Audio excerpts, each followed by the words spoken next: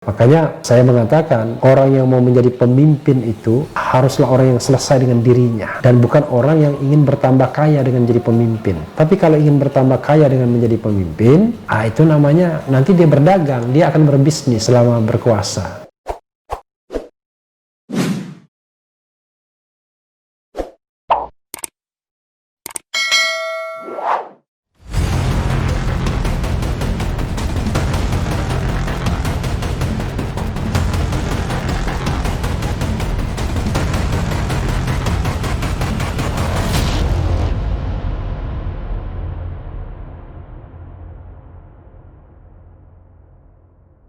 Assalamualaikum warahmatullahi wabarakatuh, Sobat RH sekalian.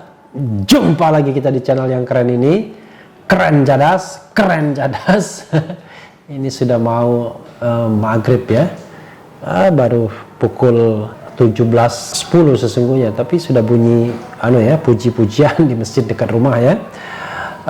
Saya ingin mengubar ini, menarik beritanya ya. Sebagaimana dilansir oleh CNN Indonesia, mantu Jokowi habiskan 15 miliar untuk kampanye pilkada. Luar biasa ya. Ini baru kampanye ya, belum lagi biaya yang lainnya. Kita bacakan ya, CNN Indonesia, nanti termasuk relevansinya apa ya. Medan, CNN Indonesia, menantu Presiden Jokowi Bobi Nasution yang berpasangan dengan Aulia Rahman di Pilkada Kota Medan menghabiskan 15 miliar rupiah untuk kampanye. Jauh lebih besar dari pesaing mereka Ahyar Nasution Salman Al-Farisi. Data tersebut berdasarkan hasil audit laporan dana kampanye yang diterbitkan Komisi Pemilihan Umum Kota Medan. Laporan tersebut termasuk kewajiban setiap paslon. Ya, kalau tidak melaporkan dana kampanye bisa didiskualifikasi ya. Mengutip dari situs resmi KPU Medan, pasangan Bobi Aulia menerima sumbangan dana kampanye sebesar 18 miliar. Pengeluarannya mencapai 15 miliar. Dari mana 18 miliar itu ya? Sementara itu pasangan Ahyar Nasution Salman Al-Farisi menerima dana kampanye sebesar 1 miliar saja. Kemudian pengeluaran mereka tercatat sebesar 1 miliar juga. Ya, 1 miliar 90.099.088 ya. Sementara pengeluarannya 1 miliar 89 dan lain sebagainya. Jauh sekali ya, kayak David and Goliath. Walaupun yang incumbentnya Ahyar Nasution, tapi yang lebih powerful Bobi Nasution.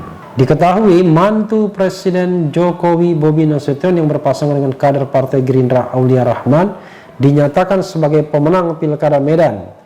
Mereka mendapat suara lebih banyak dari Ahyar Nasution Salman Al-Farisi. Dari hasil rekapitulasi Pilkada Kota Medan, Bobi Nasution Aulia Rahman meraih sebanyak 393.327 suara atau 53,45%. Sedangkan Ahyar Salman hanya meraih 342.580 suara atau 46,55%. Namun kemenangan Bobi Aulia digugat oleh tim Ahyar Salman ke Mahkamah Konstitusi RI MK.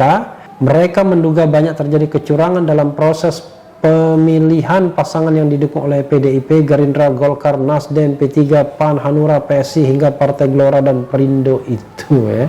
Dalam Pilkada Medan kali ini tercatat sebanyak 748.882 orang yang menggunakan hak pilihnya. Total suara mencapai 735.907 suara, sedangkan yang tidak sah 12.915 suara.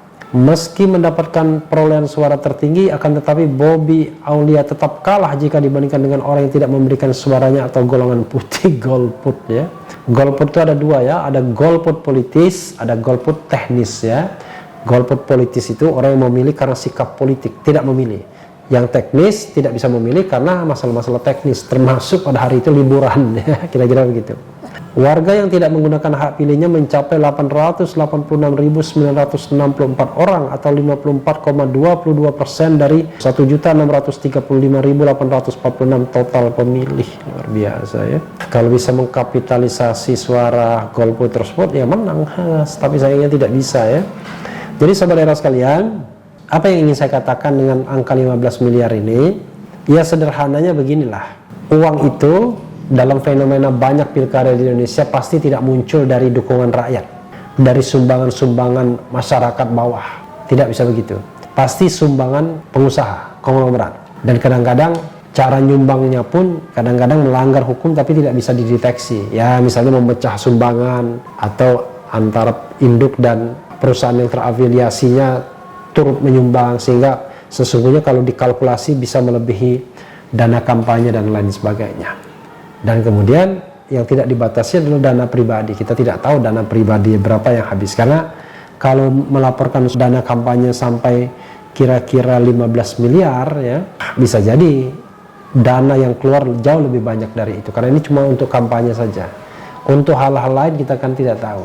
Kita tahu bahwa dalam konteks pemilihan di Indonesia semuanya tidak ada yang gratis ya, no freelance, termasuk suara pun kadang-kadang tidak gratis ya. Itulah sebabnya Ahyar Nasution gugat kemenangan menantu Jokowi ke MK. Ini ada berita juga ya, jadi memang termasuk yang menggugat juga. Oh, ada juga berita menarik nih, belum dilantik saja sudah jadi komisaris anak perusahaan ya. Jubir tim ses mantu Jokowi diangkat jadi komisaris anak BUMN.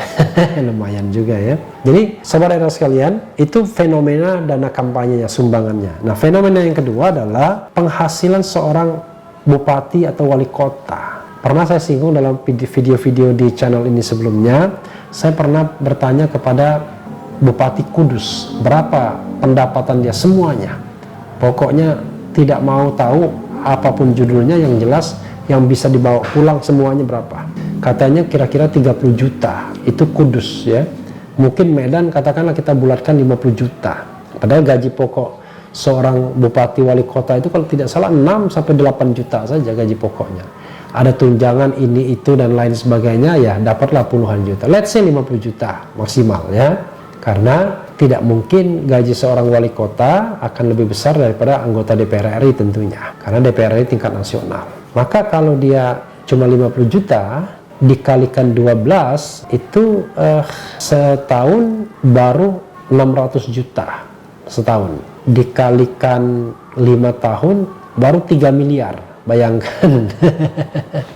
Hanya 3 miliar sobat era sekalian. Pertanyaannya adalah dari mana untuk misalnya cost recovery kalau seandainya itu dianggap political investment, investasi politik, apalagi memikirkan untuk mencalon pada putaran kedua.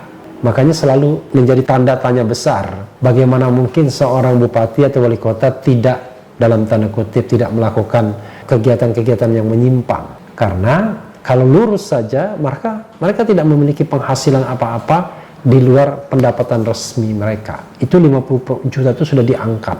Maka ya yang sangat mungkin adalah fenomena yang jamak terjadi di tempat lain ya. Ada proyek yang dikerjakan ya, ada perusahaan-perusahaan yang terafiliasi dan lain sebagainya dan lain sebagainya.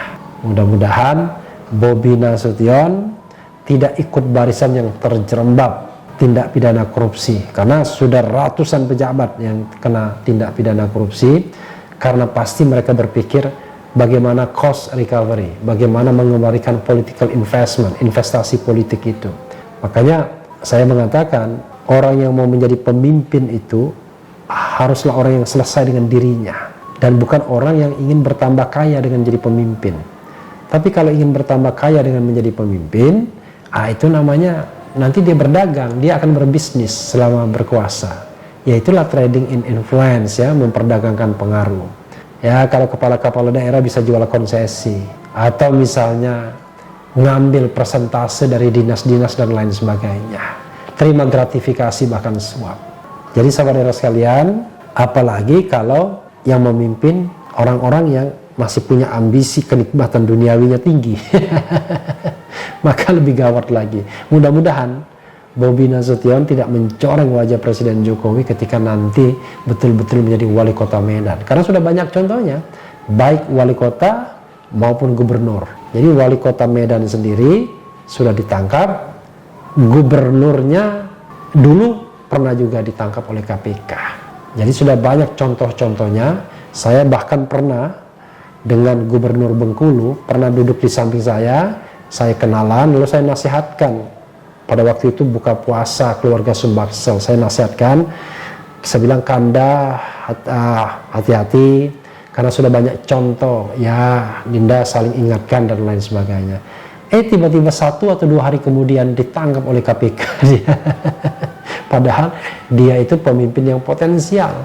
Jadi sahabat era sekalian, ada satu hal yang harus kita ubah ya dalam soal pemilihan kepala daerah itu, yaitu mahalnya ongkos politik, dan juga harus ditinjau penghasilan resmi kepala-kepala daerah tersebut agar dia bisa tidak korupsi. Kalau enggak, maka biaya politik mahal, pendapatan kecil, ya rasanya kalau misalnya ada yang tidak tertangkap karena melakukan tindak pidana korupsi, itu karena nasib baik. Jadi pembenahan itu tidak bisa hanya dari mental orangnya, tapi harus struktural sifatnya. Sahabat daerah sekalian, itu saja ulasan mengenai 15 miliar melawan 1 miliar. Seperti David Goliath, gimana mau menang ya Ahyar Nasution. Belum lagi biaya-biaya lainnya, belum lagi dukungan-dukungan semua partai politik, hampir semuanya, belum lagi dukungan pejabat-pejabat Jakarta, belum lagi dukungan pengusaha-pengusaha yang tentunya akan lebih condong kepada incumbent, menantu Presiden Jokowi ya, bukan incumbent Ahyar Nasution tapi incumbent presidennya. Ya sahabat daerah sekalian, yang penting tetap di channel ini, karena di channel ini Anda akan dirayu, ditipu, dibaperin, dicecar, diuber pula di jalur khusus. Karena channel ini adalah channel yang mengancam, memeras, dan membenci. Jangan lupa subscribe, like, comment, and share. Ciao.